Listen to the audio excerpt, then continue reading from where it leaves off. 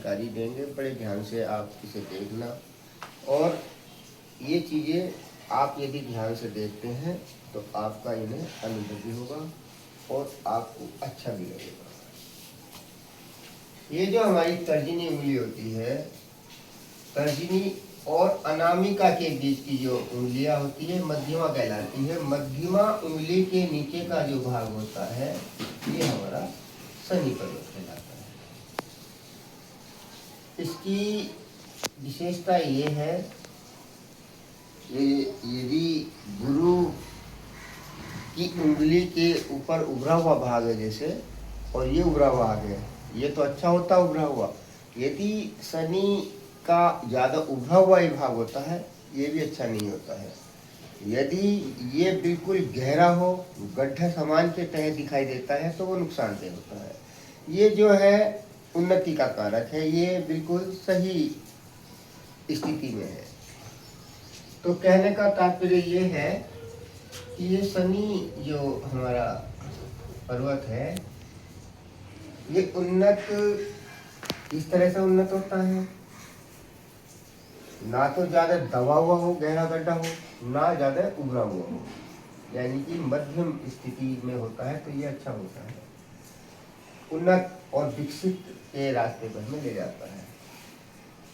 ऐसे में व्यक्ति भाग्यवान, एकांतप्रिय, संवेदनशील, मित्रयाई यानी मित्रों का सहयोग, मिलनसार तरह का होता है। कला में कला में कम रुचि रखता है, संदेहशील होता है, संदेह कम करता है। रहस्य में इनके अंदर इतनी चीज़ें अंदर होती हैं, ये रहस्य जब आरंभ करते हैं, जब इनकी जहाँ इन्हें ज़रूरत होती है अपनी चीज़ों को, वहाँ अपनी अंदर की भावना को हो जाहिर करते हैं। कृषि, रसायन, इंजीनियर आदि कार्यों में निपुण होता है। आयु और धन, उपासना यानी कि प्रेम, भगवान की ईश्वरीय उपासना में लीन होता है। प्रकृति से प्रेम यानी कि प्राकृतिक चीज़ों से बहुत प्रेम भाव इसके अंदर होते हैं और उनकी तरह से कल्पना शक्ति अधिक होती है। अति विकसित यानी उभरा हुआ भाग जो मैंने बताया था उसे हम अति विकसित कहते हैं। उसमें धर्म की कमी, तनाव अधिक रहता है, झगड़ालू होता है और चोर स्वभाव के उसमें कला होती है। जिसे हम संकी बोलते हैं। और शक्ति मिजाज का होता है। नीलक्ष्य होता है। नीलक्ष्य का मतलब उसका कोई लक्ष्य नहीं होता है, नीलक्ष्य कहलाता है। निर्दयता होती है और अधिक निर्दयता होने के कारण उसमें जो अच्छाइयाँ के भाग कुछ कम होते हैं। जो निम्न भाग होता है, निम्न की विशेषता ये होती है, रोगी यानी रोग से पीड़ित रहता है। रोगी अधिक होने के साथ उसमें कल्पना शक्ति कम होती है। आलसी, दुष्टता और समस्यात्मक ज्ञान व धनहीनता के कारण वह परेशान रहता है।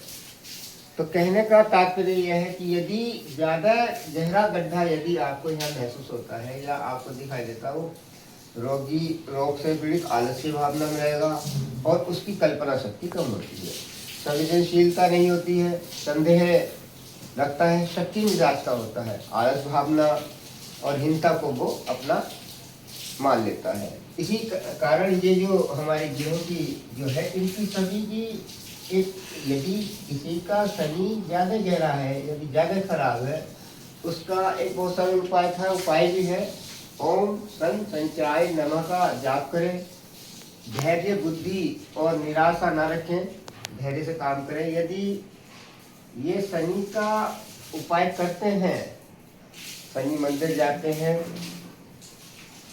शनि देव मंदिर पर यदि जाते हैं तो शनि देव महाराज के ऊपर जो तेल चढ़ाते हैं, सिर से तेल नहीं चढ़ाते, पैरों से तेल चढ़ाते हैं।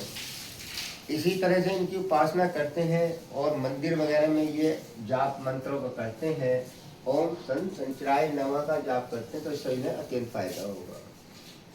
तो ये छोटी छोटी बातें मैं आपको बताता रहता हूँ, और इस पर आप यदि गौर देंगे तो आपका जो दिन मंगलमय होगा और जीवन सुखमय होगा। धन्यवाद। राधे राधे, सीताराम।